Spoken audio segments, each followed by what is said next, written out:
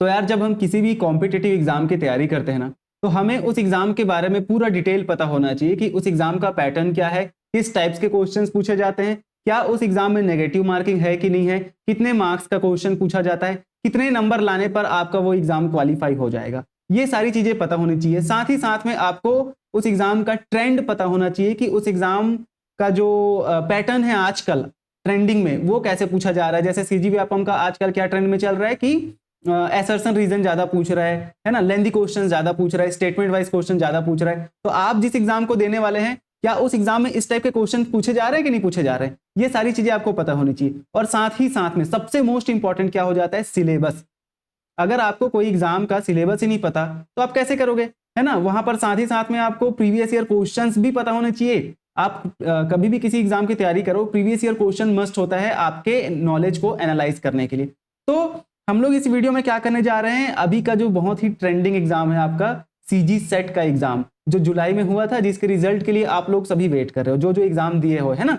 अब सबको पता चल गया होगा कि किसका क्वालिफाई होने वाला है, किसका क्वालिफाई नहीं होने वाला है। अगर आपने सीजी सेट का कट ऑफ नहीं देखा है अभी तक, तो चैनल में वीडियो डाला हुआ है, डिस्क्रिप्शन में लिंक मिल जाएगा उसका, है ना। वहां से आप अपना एक्सपेक्टेड मार्क्स जान सकते हैं, एक्सपेक्टेड कट ऑफ आप अपना डिसाइड कर सकते हैं कि क्वालिफाई कर पाएंगे कि नहीं, है ना। तो भाई ये जो सीजी सेट का एग्जाम है, अब क्योंकि हमारा जो लाइफ साइंस ट्यूटोरियल चैनल है वो लाइफ साइंस बायोलॉजी से डील करता है, इसीलिए आज के इस वीडियो में हम लोग लाइफ साइंस का डिटेल सिलेबस एनालिसिस आज करने जा रहे हैं। तो अगर आप सीजी सेट जुलाई दिए हैं और अगर आपको लग रहा है कि क्वालिफाई हो जाएगा तब तो अच्छी बात है, लेकिन लग रहा है कि क्वालिफाई नहीं हो पाएगा तो आप अभी से फिर से तैयारी शुरू कर सकते हैं। क्योंकि यार होता क्या है ना कि जब एग्जाम आता है तो फटाफट एग्जाम हो जाता है और हमारी तैयारी हो भी नहीं पाती, है ना। इसीलिए आपकी तैयारी पहले से होनी चाहिए। तो मैं उम्मीद करूंगा आप अभी से तैयारी शुरू करेंगे, ठीक है। और ये जो सिलेबस एनालिसिस है इसको आप देखें, अच्छे से समझें, उसके बाद ही फिर तैयारी शुरू करें। क्योंकि यहां पर मैं आपको इंपॉर्टेंट चैप्टर्स, इंपॉर्टेंट टॉपिक्स भी बताने जा रहा हूं कि कौन कौन से टॉपिक से आपको ज्यादा फोकस करना है, कहां कहां से क्वेश्चंस ज्यादा पूछे जाते हैं, ये सारी चीजें आपको मैं बताने जा रहा हूं, ठीक है। तो आप ये वीडियो बिल्कुल देखें। और दूसरी बात ये कि जिनका अभी एमएससी जस्ट खत्म हुआ है या जिनका एमएससी चल भी रहा है, थर्ड फोर्थ सेमेस्टर में है, तो उनको भी सीजी सेट की तैयारी स्टार्ट कर देनी चाहिए। अब क्योंकि क्या होता है ना कि सीएसआईआर नेट और सीजी सेट का जो सिलेबस है एग्जैक्ट सेम है, इसीलिए आपका दोनों एग्जाम की तैयारी हो रही है। आप नेट को भी फोकस करें और आप सेट को भी फोकस करें, ठीक है। तो चलो स्टार्ट करते हैं आज का हमारा जो सिलेबस एनालिसिस है सीजी सेट का। तो यहां पर देखो, ये जो 2023 लिखा जरूर गया है, लेकिन ये 2024 में आपका जो सीजी सेट का एग्जाम हुआ था उसी का नोटिफिकेशन है, तो वहीं से मैंने सिलेबस निकाला है, ठीक है। और हर बार यही सिलेबस ही लगभग होता है, तो दिक्कत वाली कोई बात नहीं है, ठीक है। चलो स्टार्ट करते हैं। देखो, अगर थोड़ा, हाँ ठीक है, अगर मैं बात करूंगा किसकी, सिलेबस की, तो सबसे पहला यूनिट आ जाता है हमारा बायोकेमिस्ट्री का, जिसको यहां पर लिखा गया है molecules and their interaction relevant to biology, ठीक है। मतलब बायोकेमिस्ट्री की यहां पर बात हो रही है, बायोकेमिस्ट्री ये चैप्टर हो जाता है, ये जो अपना टॉपिक है बायोकेम है ना। तो यहां पर जितने भी प्रोटीन्स वगैरह है उन सब की बात करोगे, अभी डिटेल और देखेंगे। सेलुलर ऑर्गेनाइजेशन, बेसिकली ये सेल बायोलॉजी की बात कर रही है, सेल बायोलॉजी, ठीक है। फंडामेंटल प्रोसेस में आपका जो मॉलिक्यूलर बायोलॉजी है ना, मोल बायो। फिर आ जाता है आपका cell communication and cell signalling, तो ये तो सेल सिग्नलिंग वाला चैप्टर हो गया, जहां पर आप बहुत सारे सिग्नलिंग पाथवेज पढ़ेंगे, ठीक है। डेवलपमेंटल बायोलॉजी बहुत ही इंपॉर्टेंट यूनिट है ये, ठीक है। और यहाँ पर पूरे डेवलपमेंट, एक एम्ब्रियो कैसे डेवलप होता है, एक बच्चा डेवलप कैसे होता है, अलग अलग स्टेजेस, मोरूला, ब्लास्टूला, ये सारी चीजें यहाँ पर पढ़ेंगे। फिर अच्छा, कई लोगों को दिक्कत होता है कि सर हम हिंदी मीडियम से हैं, तो बिल्कुल यार आप हिंदी मीडियम से हो, हिंदी में भी कर सकते हो, लेकिन मैं आपको रिकमेंड यही करूंगा कि आप इंग्लिश में शिफ्ट होने की कोशिश करें। क्योंकि आगे कोई भी बड़ा एग्जाम देंगे ना, जैसे सीएसआईआर नेट हो गया, वो सब में तो हालांकि उसमें भी हिंदी होता है, बट आपको पढ़ने के लिए बहुत सारे कंटेंट आपको हिंदी में नहीं मिलेंगे, इसलिए आप हिंदी में भी शिफ्ट करने की कोशिश करें, सॉरी इंग्लिश में भी शिफ्ट करने की कोशिश करें अपने आप को। इंग्लिश उतना कठिन नहीं होता है ना। चलो, सिस्टम फिजियोलॉजी, प्लांट में जो भी चीजें होती है, लाइक प्लांट रिलेशनशिप हो गया, है ना, प्लांट में फूड का ट्रांसपोर्ट, वाटर का ट्रांसपोर्ट, ठीक है, ये सारी चीजें हम लोग पढ़ते हैं। और बहुत सारे हार्मोन्स हो गए, उन सब की बात करते हैं यहाँ पर। और जाइलम, फ्लोएम, ये सारे जो प्लांट टिश्यूज हैं, वो सारी चीजें हम लोग प्लांट फिजियोलॉजी में पढ़ते हैं। सिस्टम फिजियोलॉजी में आपका हमारे जो ह्यूमन बॉडी है उनमें respiration, circulation, excretion, skeletal system, ये सारी चीजों के बारे में हम लोग पढ़ते हैं। नर्वस सिस्टम, ये सब चीजें ह्यूमन में जो चीजें होती है उनकी बात हम लोग एनिमल फिजियोलॉजी में करते हैं, ठीक है। फिर इनहेरिटेंस बायोलॉजी में यहाँ पर ये बेसिकली जेनेटिक्स की बात हो जाती है, यहाँ पर जेनेटिक्स, ठीक है। तो पूरे मेंडल जेनेटिक्स हो गया, रिकॉम्बिनेंट डीएनए टेक्नोलॉजी, मतलब सॉरी रिकॉम्बिनेशन वगैरह हो गया, है ना, जीन मैपिंग वगैरह हो गया, ये सारी चीजें जेनेटिक्स में, हार्डी विनबर्ग, इक्विलिब्रियम, ये भी जेनेटिक्स में पढ़ते हैं। फिर डाइवर्सिटी इन लाइफ फॉर्म, तो ये बेसिकली जैव विविधता वाला चैप्टर हो जाता है, डाइवर्सिटी, जैव विविधता, जैव विविधता। ये चैप्टर उतना इंपॉर्टेंट है नहीं, वैसे इंपॉर्टेंट सभी चैप्टर है, लेकिन इस चैप्टर को आप स्किप कर सकते हो क्योंकि यहां पर आपको चीजें रटनी पड़ती है ना। फिर आता है इकोलॉजिकल प्रिंसिपल, ये मोस्ट इंपॉर्टेंट है, इकोलॉजिकल प्रिंसिपल एंड इवोल्यूशन, ये दोनों बहुत ही इंपॉर्टेंट आपका जो चैप्टर हो जाता है, ecological principle and evolution behaviour, ठीक है। फिर आता है अप्लाइड बायोलॉजी, और बहुत सारे रूल्स वगैरह ये सारे चीजों में पढ़ते हैं हम लोग, रिकॉम्बिनेंट डीएनए टेक्नोलॉजी, वो ये सब हो गया, है ना।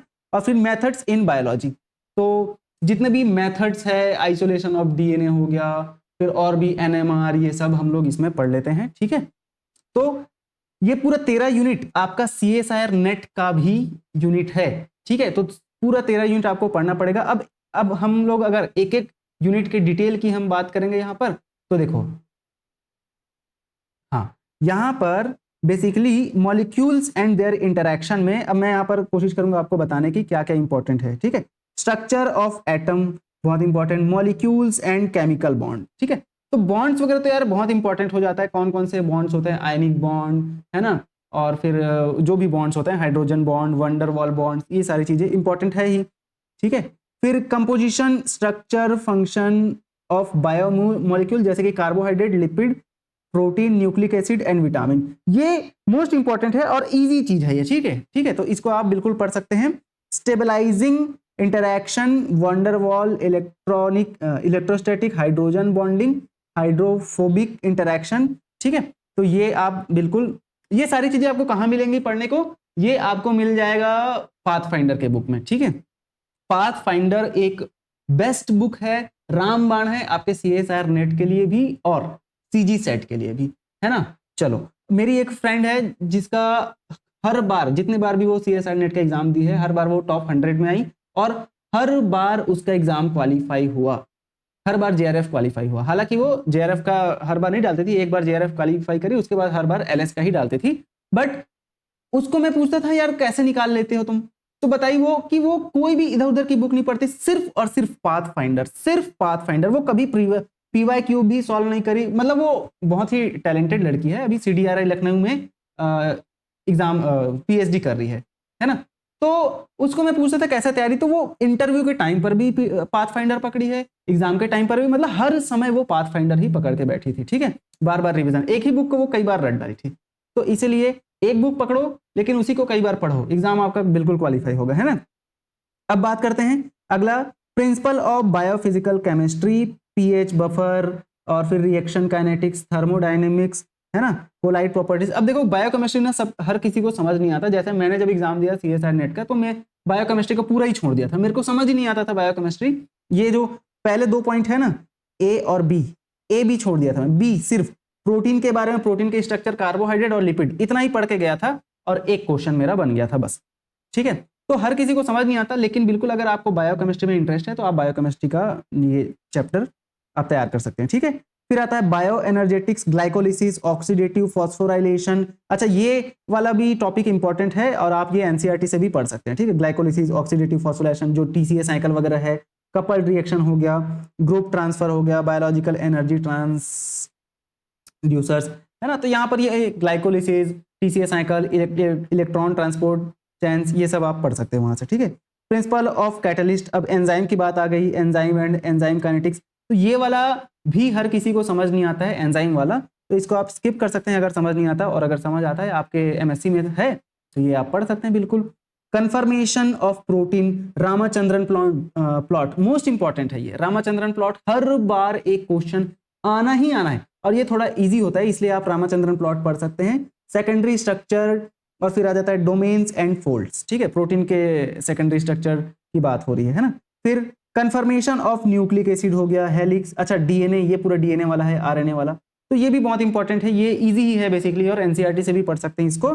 Stability of protein and nucleic acid, और उसके बाद फिर metabolism of carbohydrate, lipid, amino acid, nucleotide and vitamin, ये सारी चीजें भी थोड़ी इजी वाली चीजें। यहाँ पर आप एंजाइम काइनेटिक्स को छोड़ भी देंगे तो भी आपका इसमें से क्वेश्चन बन जाएगा, क्योंकि देखो एंजाइम काइनेटिक्स थोड़ा सा टफ हो जाता है, हर किसी को समझ नहीं आता है एंजाइम काइनेटिक्स, और हर कोई टीचर अच्छे से पढ़ा भी नहीं पाता है, इसलिए एंजाइम काइनेटिक्स को आप स्किप कर सकते हैं, ठीक है।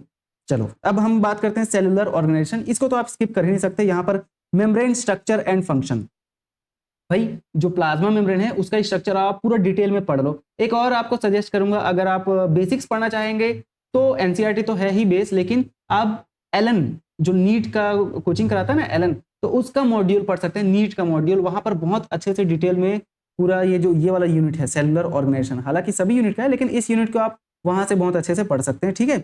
Structural organisation and function of intercellular organelle, intracellular organelle, है ना। तो यहाँ पर आप पढ़ सकते हैं सेल वॉल, न्यूक्लियस, ये जितने भी ऑर्गेनल्स है, सेल ऑर्गेनल्स, उनकी बात हो रही है यहाँ पर, ठीक है।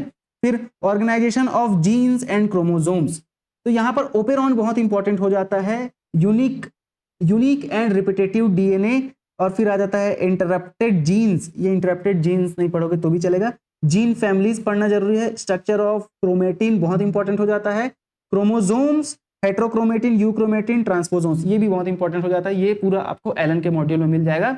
और पूरा नेट का ही ये 13 यूनिट पूरा कहां पर मिलेगा आपको, पाथफाइंडर में तो मिलेगा ही, है ना, लेकिन आप बेस क्लियर करने के लिए एलन से भी प्रीफर कर सकते हो, एलन का book. Cell division and cell cycle, ये भी बहुत इंपॉर्टेंट है, इसको भी आप एलन का प्रीफर कर सकते हो। माइक्रोबियल फिजियोलॉजी बहुत इंपॉर्टेंट है, growth, yield, characteristics, strategies of cell division, है ना, स्ट्रेस रिस्पॉन्स, ये भी बहुत इंपॉर्टेंट हो जाता है आपका। मैं आपको लास्ट में बताऊंगा कि कौन कौन से यूनिट को आप स्किप कर ही नहीं सकते, ठीक है। जैसे ये सेकंड यूनिट है, इसको आप स्किप कर ही नहीं सकते। फिर थर्ड यूनिट आता है फंडामेंटल प्रोसेस, जिसमें आप मॉलिक्यूलर बायोलॉजी की बात करते हैं, डीएनए रेप्लिकेशन हो गया, डीएनए रिपेयर, रिकॉम्बिनेशन बहुत इंपॉर्टेंट है। फिर आरएनए सिंथेसिस हो गया, मतलब वही ट्रांसक्रिप्शन की बात होती है यहाँ पर, ट्रांसक्रिप्शन फैक्टर्स हो गया, है ना, और फिर पूरा जो ट्रांसक्रिप्शन की मशीनरी है, फिर इनिशिएशन, ये सारी चीजें पूरा यहाँ पर आप पढ़ लेते हो, ठीक है। अब फिर आगे जाएंगे, इलोंगेशन वगैरह भी आप पढ़ोगे ट्रांसक्रिप्शन का। फिर लास्ट में आता है प्रोटीन सिंथेसिस, ट्रांसलेशन की बात हो जाती है, और प्रोटीन का प्रोसेसिंग, है ना, स्प्लाइसिंग वगैरह हो जाता है, कैपिंग, टेलिंग, ये सारी चीजें आप यहाँ पर पढ़ेंगे। टीआरएनए सिंथेसिस, सिंथेटेज एंजाइम, और यहाँ पर लिखा है ट्रांसलेशन, ट्रांसलेशनल पूल की प्रूफ की भी बात हो जाती है यहाँ पर, है ना, प्रूफ रीडिंग। तो ये पूरा आप पढ़ोगे। फिर control of gene expression at transcription and translation level, ये बहुत इंपॉर्टेंट हो जाता है, क्योंकि क्वेश्चन ये यहां से ज्यादा पूछा जाता है, ये डी वाले पोर्शन से ज्यादा पूछा जाता है, आपको जीन एक्सप्रेशन बहुत अच्छे से पढ़ना पड़ेगा, ठीक है। उसके बाद फिर आ जाता है सेल कम्युनिकेशन, ये भी मोस्ट इंपॉर्टेंट ये यूनिट है, इससे बहुत क्वेश्चन पूछा जाता है। और इस यूनिट को आप कैसे तैयार कर सकते हैं, इस यूनिट को आप तैयार कर सकते हैं बेसिकली बार बार लिख लिख के, क्योंकि ये यूनिट ना पूरा पाथवे वाला है, और इसको आप जब तक लिख के नहीं देखोगे तब तक आपको चीजें समझ में नहीं आएंगी, है ना, इसलिए इसको आपको लिख लिख के पढ़ना पड़ेगा अच्छे से, ठीक है। फिर आ जाता है आपका यहाँ पर आपको पढ़ना पड़ेगा क्या, होस्ट पैरासाइट इंटरैक्शन पढ़ना पड़ेगा आपको, ठीक है। होस्ट पैरासाइट इंटरैक्शन हो गया, फिर सेल सिग्नलिंग हो गया, पूरा जितने भी hormones and their receptor, cell surface receptor, signalling through G protein coupled receptors, है ना। तो जी प्रोटीन तो बहुत इंपॉर्टेंट है, इसको आपको पढ़ना ही पड़ेगा। Cellular communication, regulation of haematopoiesis, general principles of cell communication, cell adhesion and roles of different adhesion molecules, gap junction, extracellular matrix, ये इंपॉर्टेंट चीजें हैं ना यहाँ पर, तो ये भी आपका इंपॉर्टेंट हो जाता है, ठीक है। फिर कैंसर से भी हर बार एक नए क्वेश्चन आना ही आना है। इम्यूनिटी आप छोड़ सकते हैं, क्योंकि इम्यून सिस्टम का जो टॉपिक है बहुत ज़्यादा ही थोड़ा लेंदी हो जाता है, ठीक है, इसलिए इसको छोड़ सकते हो, एक आध क्वेश्चन एक आध बार आ जाता है, लेकिन हर यूनिट में आपको एक नए क्वेश्चन ऐसा रहेगा जो नहीं ही बनेगा, ठीक है। इसीलिए जरूरी नहीं कि सब चीज़ पढ़ के जाओ, कम पढ़ो लेकिन बहुत अच्छे से पढ़ो उसको। डेवलपमेंटल बायोलॉजी भी आपका बहुत इंपॉर्टेंट हो जाता है, यहाँ पर आपको बेसिक कॉन्सेप्ट ऑफ डेवलपमेंट पढ़ाया जाएगा, फिर गैमेटोजेनेसिस, फर्टिलाइजेशन, अर्ली डेवलपमेंट, ये सारी चीज़ें आपको पढ़ाई जाती है, ठीक है। मतलब पूरा गैमेटोजेनेसिस कैसे होता है, फर्टिलाइजेशन कैसे होता है रिप्रोडक्शन के दौरान, फिर मोरुला, ब्लास्टूला, गैस्ट्रूला, ये सारी चीज़ें, अर्ली डेवलपमेंट कैसे होता है। फिर आता है मॉर्फोजेनेसिस एंड ऑर्गेनोजेनेसिस, कैसे कैसे हमारी बॉडी के ऑर्गन्स एम्ब्रियोनिक स्टेज में बनते हैं, ठीक है। तो ये सारी चीजें भी आपको यहाँ पर पढ़ने को मिलेंगी, morphogenesis and organogenesis in plant. तो इसको आप स्किप कर सकते हैं, प्लांट का स्किप करेंगे तो भी चल जाएगा, ठीक है, इस यूनिट में। Now programmed cell death and senescence, ठीक है, इसी के अंदर ही आ जाता है। तो प्रोग्राम्ड सेल डेथ जिसको एपोप्टोसिस भी बोला जाता है, इसको आप यहाँ पर पढ़ सकते हैं, इंपॉर्टेंट है, ठीक है। अब सिस्टम फिजियोलॉजी प्लांट में देखो आप ना या तो डेवलपमेंटल बायोलॉजी पढ़ो और या तो प्लांट फिजियोलॉजी पढ़ो, दोनों में से एक आप स्किप कर सकते हैं, एक पढ़ सकते हैं अगर आपको बहुत लेंदी लग रहा है तो। लेकिन वो भी ये हो जाता है ना कैटेगरी वाइज की, जनरल कैटेगरी के लिए ज़्यादा यूनिट टारगेट करना पड़ता है। तो अगर आपको दोनों अच्छा लगता है, जैसे जो जूलॉजी वाले होंगे उनको डेवलपमेंटल बायोलॉजी अच्छे से समझ आएगा, जो प्लांट वाले होंगे उनको प्लांट फिजियोलॉजी अच्छे से समझ आएगा। तो और लेकिन जिनको दोनों समझ आ रहा है तो आप दोनों यूनिट टारगेट कर सकते हैं, ठीक है। लेकिन एक यूनिट आपसे नहीं जम रहा है तो आप किसी एक को स्किप भी कर सकते हैं। फिर सिस्टम फिजियोलॉजी प्लांट की बात आती है, फोटोसिंथेसिस बिल्कुल, रेस्पिरेशन एंड फोटो रेस्पिरेशन ये बहुत इंपॉर्टेंट हो जाता है, नाइट्रोजन मेटाबॉलिज्म और प्लांट हार्मोन्स, फिर सेंसरी फोटो बायोलॉजी, ये पूरे आपके नीट के सिलेबस में मिल जाएगा। लेकिन ये मैं सीजी सेट के लिए बता रहा हूँ ना, अगर आप CSIR नेट पर की तैयारी कर रहे हैं तो आपको पाथ फाइंडर एनी हाउ पढ़ना ही पड़ेगा, ठीक है। नीट के नोट से, एलन के मॉड्यूल से नहीं होगा नेट के लिए, ठीक है। ये सीजी सेट के लिए, सीजी सेट में थोड़ा सा क्वेश्चन का लेवल डाउन होता है, उतना हाई लेवल क्वेश्चन नहीं पूछा जाता, ठीक है। सीजी सेट में क्या है कि आपको रटी रुटाई चीजें पूछी जाती है, कॉन्सेप्ट ज्यादा नहीं पूछा जाता, बट नेट में आपका कॉन्सेप्ट चेक किया जाता है ना। चलो फिर आ जाता है solute transport and photo assimilates translocation, ठीक है। तो ये सारी चीजें आपको यहाँ पर देखने को मिलेगी।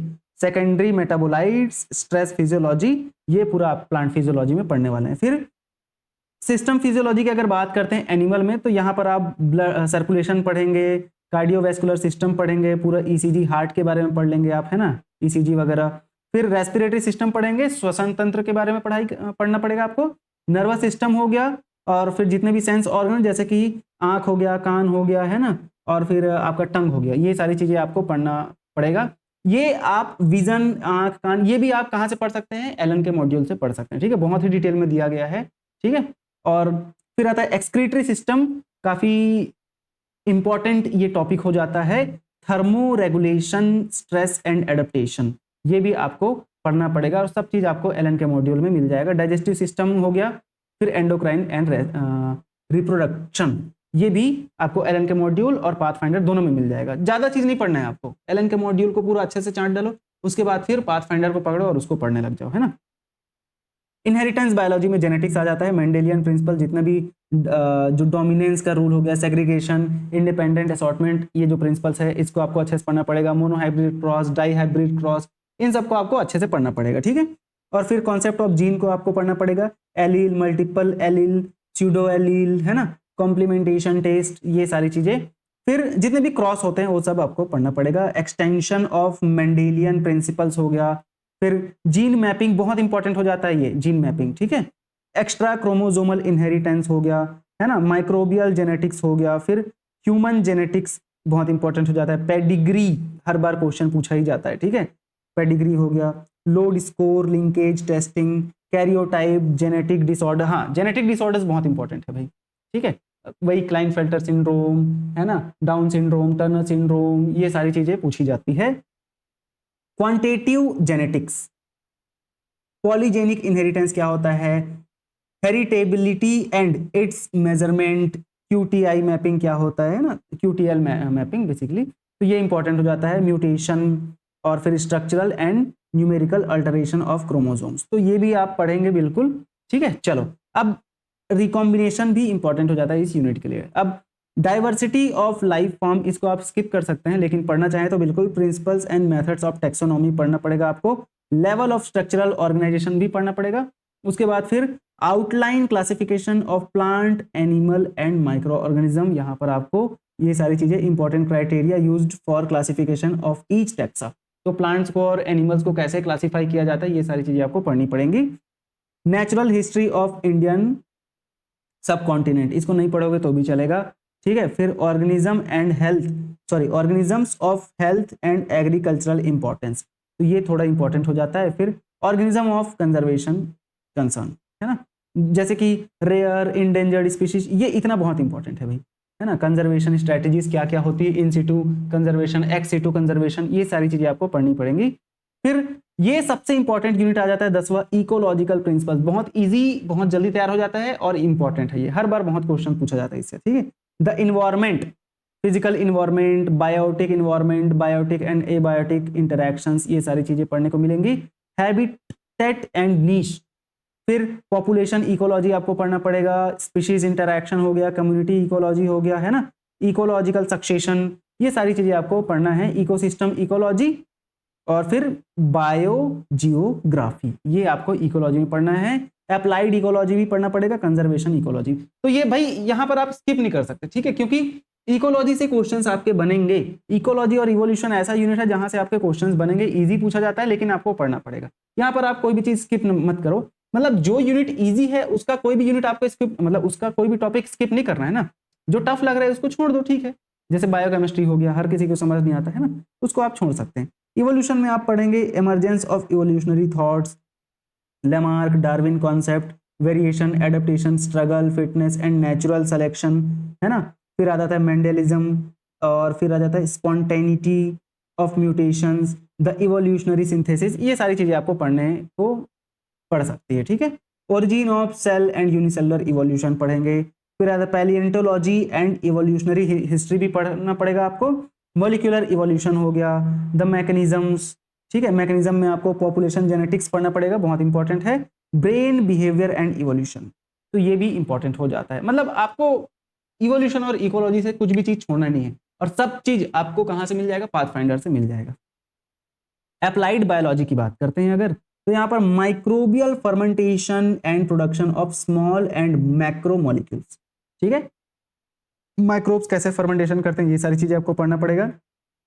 एप्लीकेशन ऑफ इम्यूनोलॉजी प्रिंसिपल्स, फिर vaccines, diagnostics, tissue and cell culture methods of plant and animal, ठीक है। उसके बाद फिर यहाँ पर ट्रांसजेनिक एनिमल्स के बारे में पढ़ाई करोगे आप, एनिमल और plant, molecular approaches to diagnosis and strain identification हो गया, फिर जीनोमिक्स हो गया, एप्लीकेशन जीनोमिक्स के, ठीक है। फिर यहाँ पर आप बायो रिसोर्सेज के बारे में पढ़ेंगे, जो कि बायोडाइवर्सिटी में यूज किया जाता है।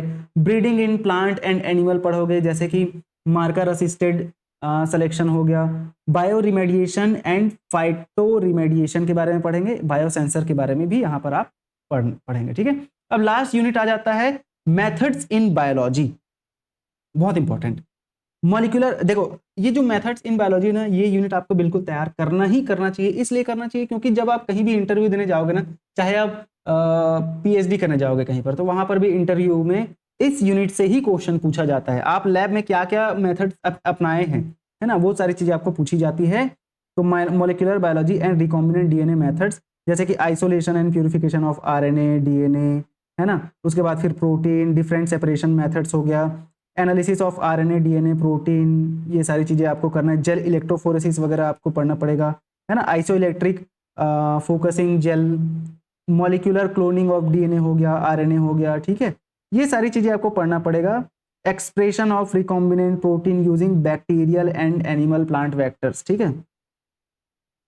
और फिर आपको पढ़ना पड़ेगा generation of genomic, cDNA libraries क्या होता है, cDNA लाइब्रेरीज ऑफ प्लाज्मिड, ठीक है। तो ये सारी चीजें आपको पढ़ना पड़ेगा। In vitro mutagenesis and deletion techniques, ये भी आपको पढ़ना पड़ेगा। उसके बाद फिर अगर हम बात करेंगे यहाँ पर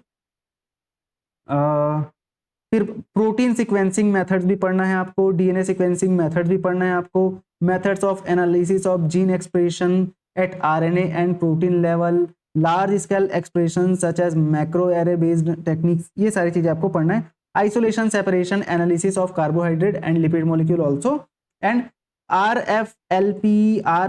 आरएपीडी एंड एएफएलपी टेक्निक्स, ये भी बहुत इंपॉर्टेंट हो जाता है, ठीक है। फिर यहाँ पर आपको हिस्टोकेमिकल एंड इम्यूनो टेक्निक्स भी पढ़ना है, बायोफिजिकल मेथड्स भी पढ़ना है, स्टैटिस्टिक्स मेथड्स, इसमें से भी क्वेश्चन हर बार एक ना एक पूछा जाता है। मेजर्स ऑफ सेंट्रल टेंडेंसी हो गया आपका, काई टेस्ट, एक्स टी टेस्ट, ये सारी चीजें, मीन मीडियन मोड वगैरह भी आपको यहाँ पर पूछ दिया जाता है, ठीक है।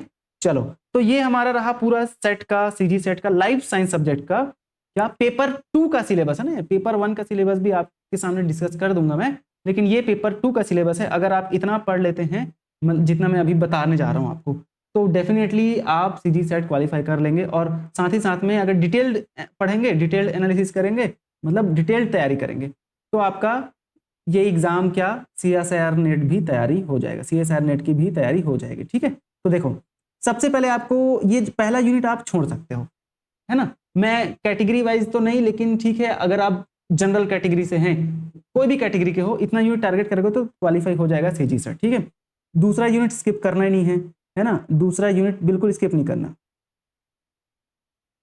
फिर आ जाता है तीसरा यूनिट, बिल्कुल स्किप नहीं करना। चौथा यूनिट स्किप ही नहीं करना है।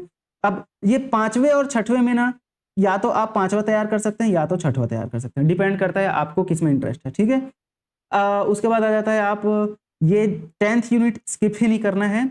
इवोल्यूशन ये बिल्कुल स्किप नहीं करना है। तो अगर आप, और ये 13th, ये 6 यूनिट अगर आप ST कैटेगरी से हैं तो आपका डेफिनेटली 6 यूनिट पढ़ोगे, आपका क्या हो जाएगा, तैयार हो जाएगा। इन दोनों को नहीं भी पढ़ोगे, ये जो 5वां और 6वां यूनिट है इसको नहीं भी पढ़ोगे, फिर भी इन 6 यूनिट से आपका सीजी सेट तैयार हो जाएगा, सीजी सेट क्वालिफाई हो जाएगा ST कैटेगरी के लिए। SC के लिए इन दोनों में से एक यूनिट को और जोड़ दो, ठीक है, तो हो जाएगा। अगर आप OBC हैं तो एक यूनिट यहाँ पर आप इनहेरिटेंस बायोलॉजी का जोड़ सकते हैं। तो 1 2 3 4 5 6 7 8 यूनिट में बिल्कुल आपका नेट भी और सेट भी तैयार हो जाएगा और क्वालिफाई भी हो जाएगा। ठीक है, लेकिन इन 8 यूनिट को आपको कुछ भी छोड़ना नहीं है ना, इन 8 के 8 यूनिट को बहुत अच्छे से आपको पढ़ना पड़ेगा, बहुत ज्यादा अच्छे से, तब जाकर आपका नेट भी और सेट भी तैयार हो जाएगा।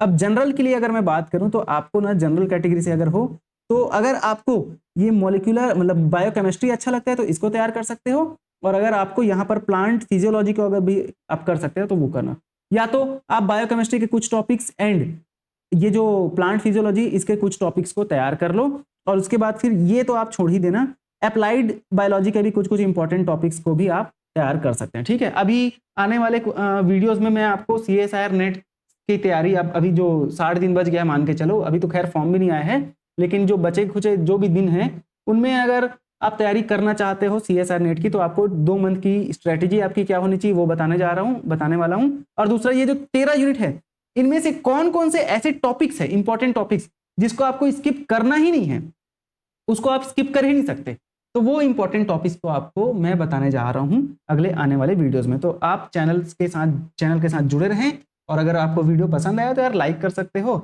और मैं उम्मीद करूंगा आपको ये डिटेल सिलेबस एनालिसिस अच्छे से समझ आया होगा। ठीक है, और आप अपनी तैयारी बिल्कुल जारी रखें, आप वेट नहीं कर सकते। ठीक है, किसी भी चीज का तैयारी करते रहो, पढ़ते रहो, नेट का तो पढ़ते ही रहो, सेट का जब फॉर्म आएगा तब देखा जाएगा, लेकिन नेट का आप अभी से अच्छे से तैयार करते रहो, क्योंकि हर 6 महीने में नेट होना है, और एक बार यार नेट निकाल लिए ना तो फिर जिंदगी फिर आसान हो जाती है, क्योंकि आपको बार बार वही भी चीजों को पढ़ना नहीं है ना, एक बार अच्छे से रगड़ के 6 महीने पढ़ो, नेट निकालो, सेट वेट का कोई लेना देना ही नहीं है, क्योंकि नेट का सब चीज टाइम पे हो जाता है, भले एक आध महीने लेट हो जाता है रिजल्ट, लेकिन ठीक है, नेट टाइम टू टाइम हो ही रहे, है ना, नेट में ज्यादा दिक्कत नहीं, इसलिए एक बार नेट निकाल लो, जिंदगी आसान।